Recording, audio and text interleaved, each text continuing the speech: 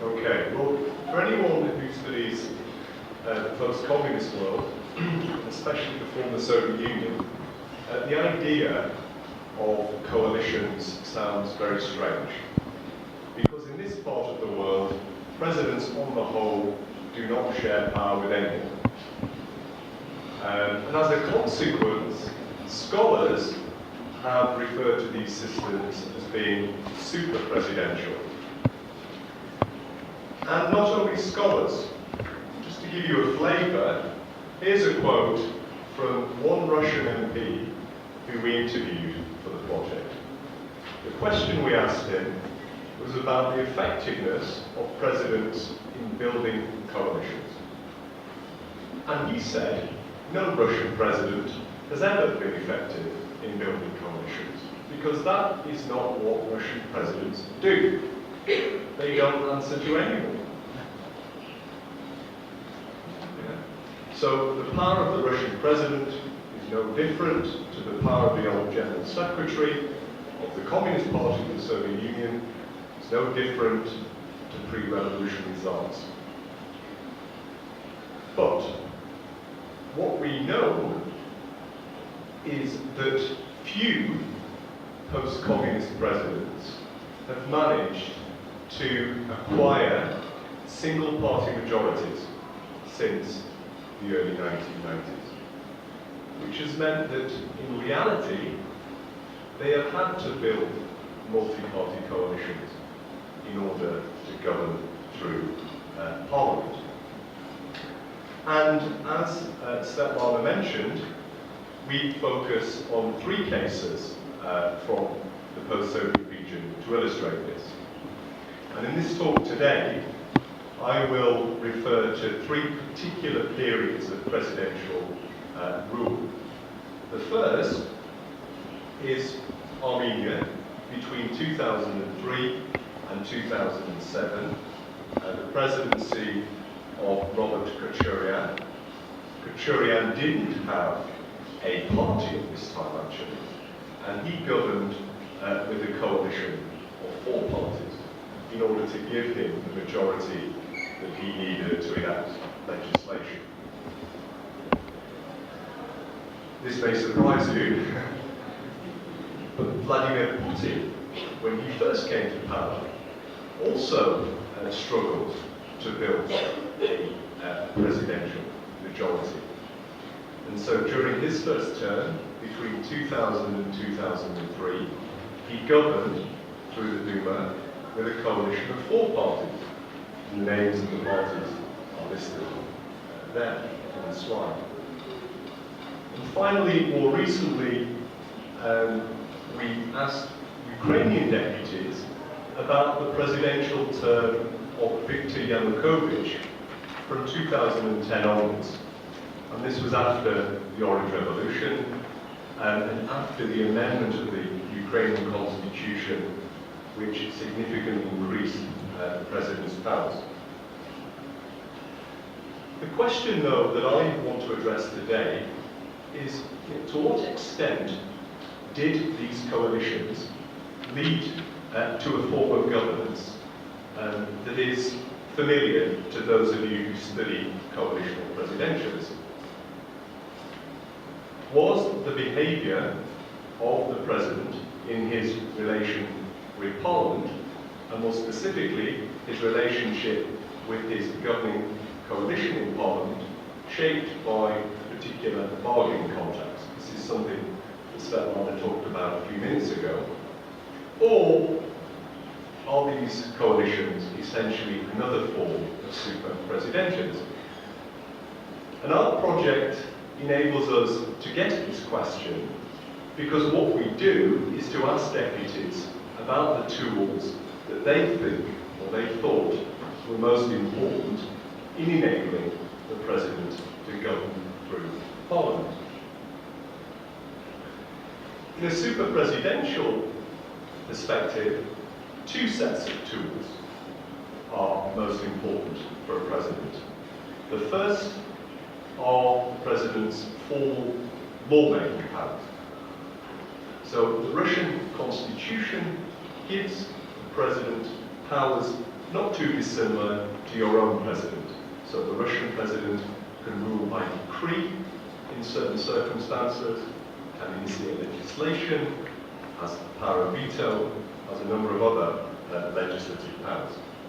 So when people talk about super presidentialism, they tend first of all to focus on these four constitutional powers. They are thought to be key. They do more than that. They also talk about the informal tools that presidents have in this part of the world, which derive from their vast financial resources and coercive powers. And so often in these super presidential perspectives, scholars talk about the ways in which presidents use these informal powers to influence, and in some cases, as you'll see, intimidate MPs. To what extent, though, do our deputies view the presidential toolkit in this way? Do our deputies also prioritise these legislative powers and these informal powers? Or is there variation according to the country that they come from? Or is there variation according to the coalition process that is being discussed? i.e., do presidents use one set of tools to form a coalition and another set of tools to maintain it? And finally, to what extent does the president's use of tools vary depending upon the party that he is dealing with and their position in the political hierarchy of the country? Okay, so I'm going to run through the results now quickly, I think, because the time is kicking on. Sorry? Oh yeah. Firstly, the formation of tools. So what did MPs in Russia, Ukraine and Armenia say when we asked them to identify the most important tools that presidents use to form coalitions? Well, the first thing to note is that those tools typically associated with super presidentialism, they're the president's legislative powers, the president's formal powers, do not come at the top of the list. So for Ukrainian and Armenian MPs, the most important tools are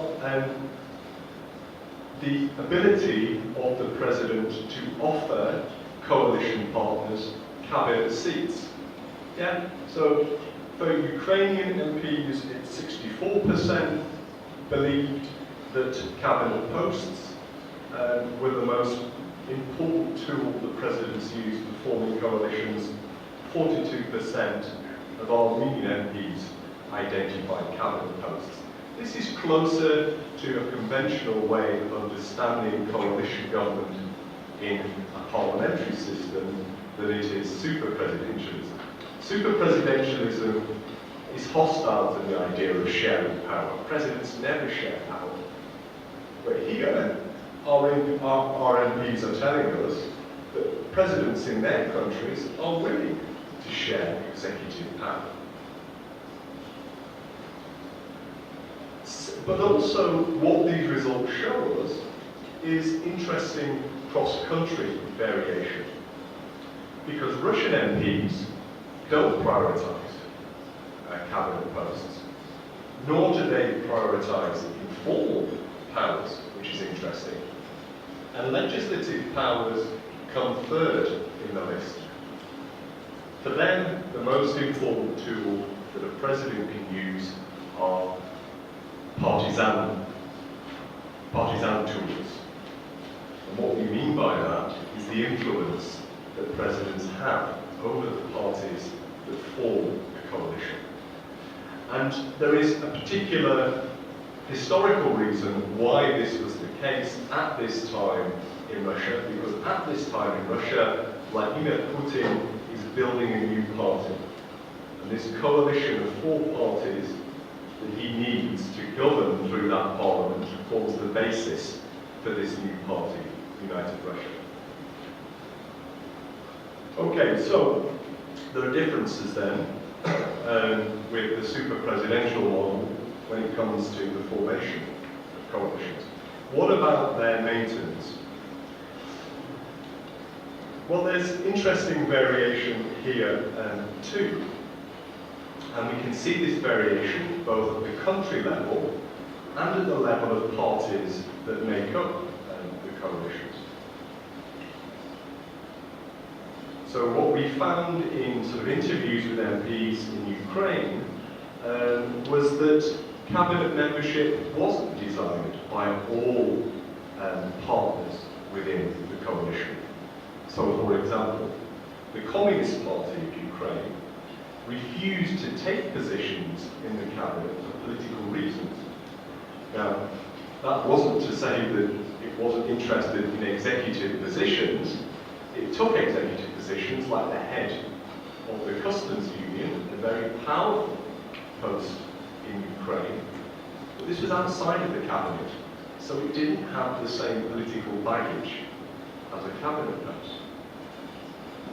For members of another party, Reforms for the Future, a party that was made up of businessmen who had defected from the opposition, the informal tools of the president were far more important.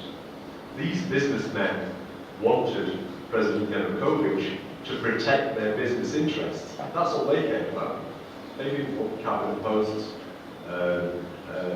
They weren't too bothered about initiating legislation. They just wanted the president to protect their business interests. And so deputies often referred to these MPs as tushki, as poultry, as vermin, as roadkill, and very disparaging way. In Russia, the president's partisan powers also proved to be inadequate in ensuring the support of coalition members on an ongoing basis. And Putin, believe it or not, during his first term, faces real problems with his supporters, and continually has to go outside of the coalition in order to get the support that he needs. So partisan powers weren't enough to maintain the discipline of the coalition. And as a consequence, Putin then has to give budgetary benefits to coalition members in order to secure their support. And in the Russian case, it's quite interesting. I think we saw, stronger than any other post-communist state, we saw examples of deputies thinking about budgetary powers in terms of conventional pork. So similar to the ways that Brazilian MPs talk about the use of tools, budgetary tools. Finally, in Armenia, the president appeared to have the fewest difficulties, and it's only during particular episodes of conflict that the President Kachurian draws on informal powers to keep his coalition together. Right, and so then when we asked parties or members of different parties, of the President's party, of the coalition parties, why their parties joined the coalition, we should get different results from those results that we got when we asked them what tools did the President use to form the coalition.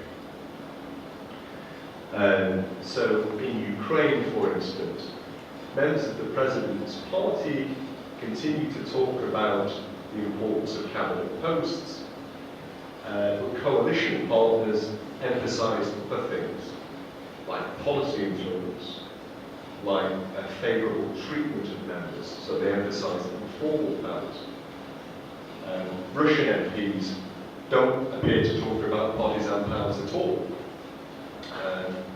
And this became even more evident when we asked MPs to identify the advantages of being involved in the coalition and the disadvantages of being excluded from a coalition. So as you can see here, members of the President's party in Ukraine continue to talk about cabinet posts as being an advantage of coalition membership. But other partners of the coalition, MPs attached to parties that are also part of this coalition, talk about other things. Business benefits, for example, policy influence, business and personal benefits. In Russia, it's very interesting, both members of the President's party and members of Putin's coalition partners both prioritize budget benefits. This is very different from the partisan powers that were identified by MPs when they talked about the reasons, the tools that presidents used to form coalitions. If you can remember back to that earlier table, budget powers and informal powers were given very little priority by these MPs. Okay, finally then, what are the consequences of all of this for the wider political system? This is another question that Svetlana said we are addressing in our research. And this is interesting because there are parallels, and you will see in a minute, there are parallels with Africa, there are parallels with Latin America. In all three cases, deputies think that coalitions are good for governance. So coalitions increase the president's legislative power, increase the decisiveness of the parliament, enhance the quality of policy, increase political stability. So coalitions are good for governance, and you can see the percentages here. They're very large. And this is not surprising. In this part of the world, these coalitions are formed precisely because of political instability. So I'll just give you a brief illustration of this. This bar chart compares the percentage of executive bills that were enacted before the coalition was formed and after the coalition was formed. Yeah? And it's very clear that coalitions clearly increase presidential decisiveness. This is for Russia and Ukraine. In Armenia, the coalition is formed in response to a very serious political crisis. The attempted coup of October 1999, which results in the assassination of the Armenian Prime Minister, the Speaker of the Parliament, a number of MPs on the floor of the National Assembly. A big traumatic event for post-independent Armenia. And so it's not a surprise then that Armenian MPs associate coalition with stability. Finally, what do they think is the impact of coalitions on democracy? Well, here we see different responses. So MPs are enthusiastic about sort of coalitions for governance, but for democracy, they're far more pessimistic. There is some variation here. Armenian MPs are less pessimistic than Russian and Ukrainian MPs, but the numbers here are pretty sort of emphatic. 70% of Russian MPs believe that coalitions reduce accountability to parliament. In Ukraine, the asterisks on these figures illustrates where there is a statistically significant difference between the responses of opposition members and the responses of coalition members. Of our respondents believe that coalitional presidentialism enhanced democracy. So, just to conclude then, in contrast to the super-presidential perspective, that coalitions have existed and continue to exist in parts of the former Soviet Union, but there are important differences in the form that it takes. In Ukraine and Armenia, coalitions are formed by dividing the executive, which is meant to be anathema to super-presidentialism. This is less the case in Russia. In fact, in Russia, since 2004, coalitional presidentialism has been off the agenda. There we have a single-party system, although there's evidence to suggest that coalitional presidentialism could just be around the corner again in Russia as the support for the dominant party continues to decline.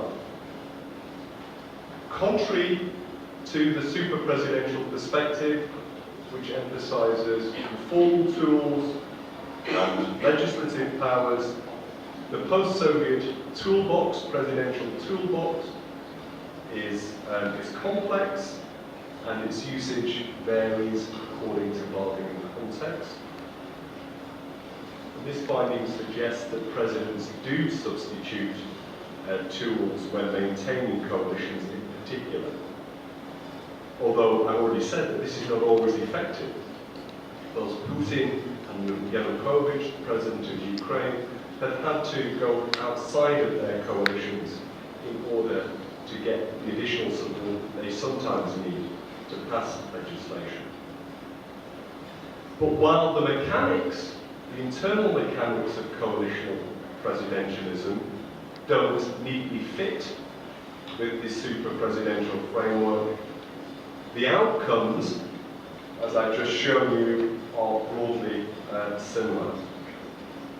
Presidents in this part of the world dominate the lawmaking process, and this is at the expense of accountability and partisan competition. And as you'll see in a minute, this is a trade-off